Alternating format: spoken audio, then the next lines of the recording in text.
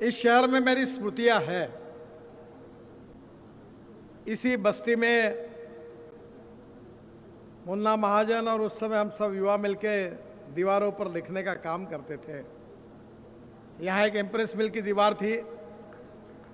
मैं याद कर रहा था कि उसके ऊपर चूना लगाने का काम मैंने किया था, क्योंकि मेरा हैंडराइटिंग बहुत खराब था। आप सब लोगों ने मुझे बहुत प्रेम दिया। ये जितनी बातें बताई जा रही है, मैंने टनल्स बनाए, एक्सप्रेस हाईवेज बनाई, बड़े बड़े ब्रिज बनाए, गंगा पर 11 ब्रिज बनाए, ब्रह्मपुत्रा पर बनाए, वर्ल्ड के 7 रिकॉर्ड हुए। पर ये सब काम मैं इसीलिए कर सका कि आप लोगों ने मुझे जो प्रेम दिया, विश्वास दिया और समर्थन दिया, उसके कारण। अगर आप नागपुर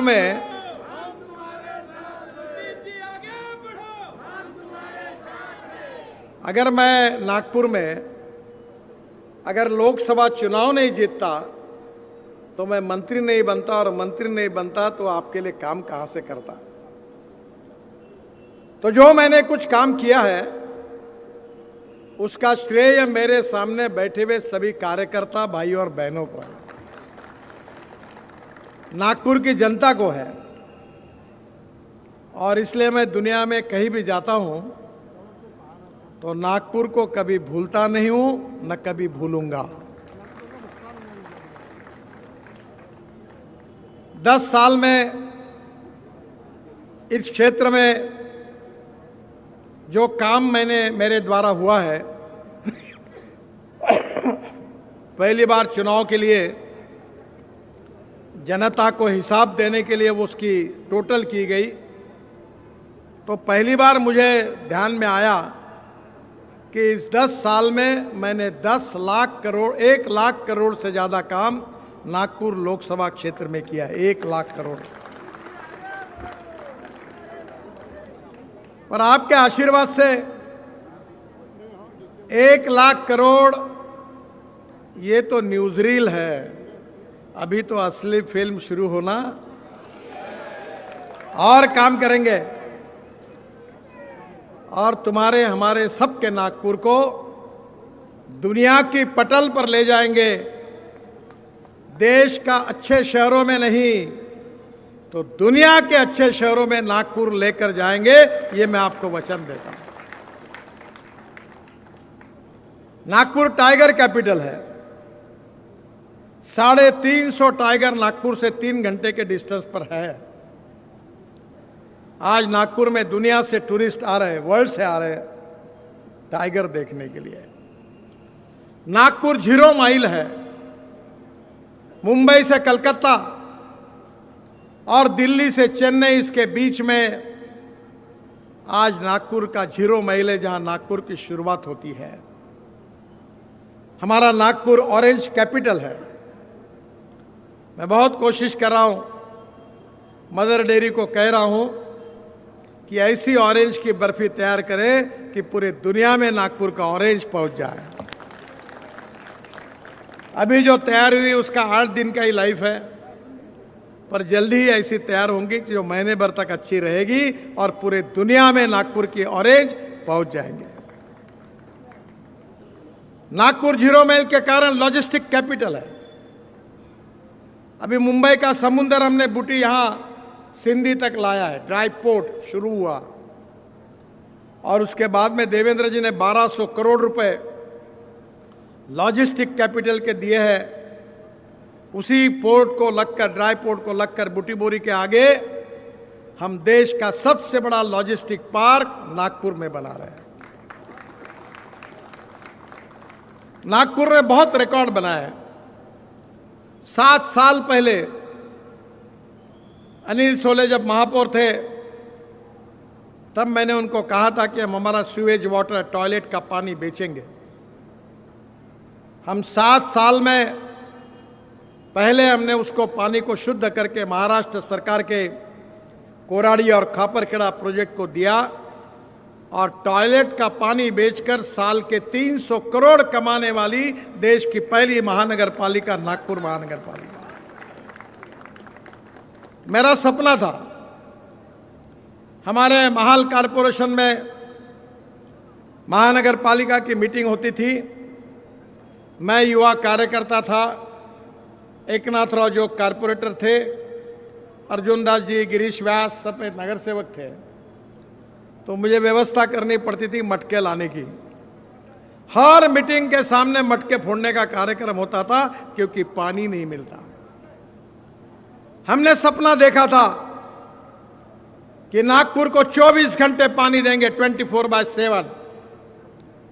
89 पानी की टंकियां बनाने का प्रस्ताव हमने तैयार किया। करीब 79 हमने पानी की टंकियां शुरू कर दी। 2 टंकियों की जगह नहीं मिली है और 8 टंकियों का काम शुरू है। कुछ 3-4 दिन पहले आमदार मोहन मते के मतदार क्षेत्र में 7 पानी के टंकियों का मैंने एक समय उद्घाटन किया और मैं विश्वास देना चाहता हूं 70 से 75% जनता को 24 घंटे पानी मिलता है। मैं डिप्टी सिग्नल में गया था, लोगों को पूछा कि जिनके घर में 24 घंटे पानी नहीं आता है वो हाथ ऊपर करो। एक भी हाथ ऊपर नहीं आया। आज झोपड़पट्टी में घर में ड्रम रखने की जरूरत नहीं है। 70-75% जनता को 24 घंटे पानी मिलता है और हमने ऐसी व्यवस्था की है कि तोतला डोह का हमारा जो डैम है उसमें मध्य प्रदेश से पानी आता है और वहां हाइड्रो पावर तैयार करके जो पानी निकलता वो पेंच में आता है। पहले वहां मीटर नहीं था, हमने मीटर लगाया, फ्लो मीटर। और जो कैनाल से पानी आता है वो 1300 करोड़ रुपए खर्चा करके पाइपलाइन लगाई और वहां से गोरेवाड़ा में पानी आता है। मैं आपको विश्वास के साथ बताना चाहता हूं कि आज से 6 महीने के बाद नागपुर के किसी भी कोने में 24 घंटे पानी सबको मिलेगा और आने वाले 25 साल तक नागपुर के लिए कोई पानी की समस्या नहीं होगी। यह विश्वास मैं आपको देना चाहता हूं। मिहान प्रकल्प शुरू हुआ। मिहान को पहले बहुत लोगों ने विरोध किया था, पर हम लोगों ने कहा नहीं, इसको करेंगे। हमें क्या चिंता है? मुझे ये चिंता नहीं है कि मेरे लड़कों को रोजगार कैसे मिले। मेरा कोई लड़का राजनीति में नहीं है और मैंने उनको कहा था कि मेरे पुण्याई का उपयोग करके तुम राजनीति में जाओ मत। तुमको राजनीति में जाना है तो पोस्टर चिपकाओ, दीवालों पर रंग लगाओ और लोगों में जाओ। मेरी विरासत, मैंने किया हुआ काम, अगर इसके ऊपर किसी का अधिकार है तो भारतीय जनता पार्टी के कार्यकर्ताओं का अधिकार है, वो मेरे वारसदार। बहनों और भाइयों, इस 10 साल में इतने काम हुए कि वो मैं बताऊंगा तो 3-4 घंटे लगेंगे। पर एक बात हमने की, कोविड के संकट के समय बहुत कठिन समय गया, ऑक्सीजन नहीं था, हमने समझ में नहीं आ रहा था कि क्या हो रहा है। मेरे स्कूल का मेरा एक जिगरी दोस्त कोविड में चला गया। मैं बहुत ही नर्वस हो गया। मैंने मेरे पत्नी को कहा कि यह कोविड के कारण मेरे सामने मुझे मृत्यु दिखता है और जब स्वास्थ्य खराब होता है, मृत्यु नजदीक आता है तो सत्ता और संपत्ति कोई काम नहीं करती। 100 करोड़ रुपए का साहित्य, oxygen plant, ambulance, 80 ambulance, ventilators. एक वेंटिलेटर की कीमत 7 लाख रुपए है। मैंने आंध्र प्रदेश के विशाखापट्टनम के मैं ही मंत्री था, मैंने ही वहां मेडिकल डिवाइस पार्क शुरू किया था। वो बेचारे इतने अच्छे लोग हैं, उन्होंने कहा सर ये तो आपके कारण सब निर्माण हुआ, केवल कॉस्ट प्राइस दीजिए।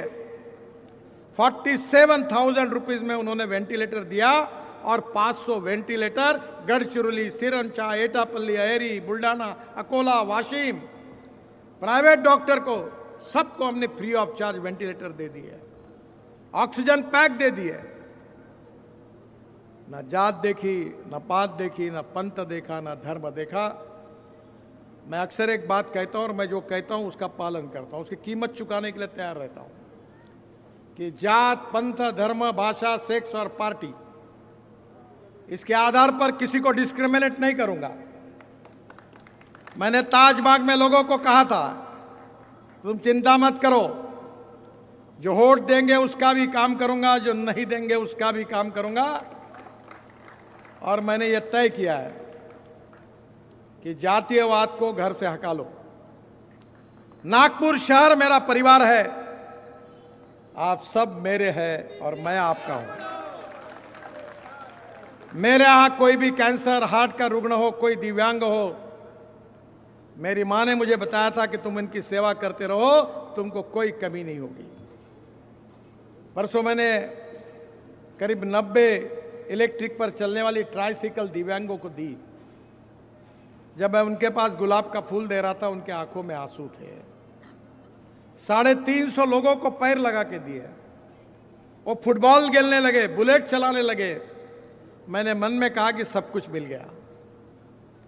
जात, पंथ, धर्म, भाषा, चाहे दुनिया कुछ भी कहे, जिसको देना है वोट दे। एक आदि के नाराज होगी तो कोई बात नहीं, पर मैं जातिवाद नहीं करूंगा, सांप्रदायिकता नहीं करूंगा। सबका साथ, सबका विकास, सबका प्रयास, ये जो मोदी जी ने कहा है उसी के अनुसार चलूंगा। और कवाड़ी जी, मैं आपको विश्वास देना चाहता हूं कि बाबा साहेब अंबेडकर जी ने दिया हुआ संविधान हमारा आत्मा है। इस समाज से छुआछूत, अस्पृश्यता, जातीयता समूल नष्ट करके समाज में समता, ममता, सोशल इक्वालिटी प्रस्थापित करना, ये हमारा जीवन मिशन है। It is a part of life conviction, no compromise. संविधान बदलने का सवाल ही नहीं उठता। यह अपप्रचार किया जाता है कि जिन लोगों ने 80 बार इमरजेंसी के समय संविधान को तोड़ने का काम किया, वो हमारे बारे में अपप्रचार करते हैं कि ये संविधान तोड़ेंगे, आरक्षण को रद्द करेंगे। जब लोगों को कन्विंस नहीं कर सकते तो कंफ्यूज करने की कोशिश करते हैं। आप बिल्कुल चिंता मत करिए। मैं ये मानता हूं कि कोई भी व्यक्ति उसकी जात, पंथ, धर्म, भाषा, सेक्स और पार्टी के कारण बड़ा नहीं होता। वो व्यक्ति उसके कार्य, कर्तृत्व और गुणवत्ता से बड़ा होता है। मैं जब भारतीय जनता पार्टी का अध्यक्ष बना तो बर्धन साहब दिल्ली में रहते थे। वो मेरे बहुत प्रिय नेता थे। भारतीय जनता पार्टी और कम्युनिस्ट पार्टी में तो कोई मेल ही नहीं है, पर मैं कम्युनिस्ट पार्टी के कार्यालय में बर्धन साहब का आशीर्वाद लेने के लिए, पैर झुकाकर उनका आशीर्वाद लेने के लिए कम्युनिस्ट पार्टी के कार्यालय में गया था, क्योंकि उनका श्रेष्ठत्व, उनका कर्तृत्व, उनकी ईमानदारी, इसका संबंध उनके पार्टी से नहीं है।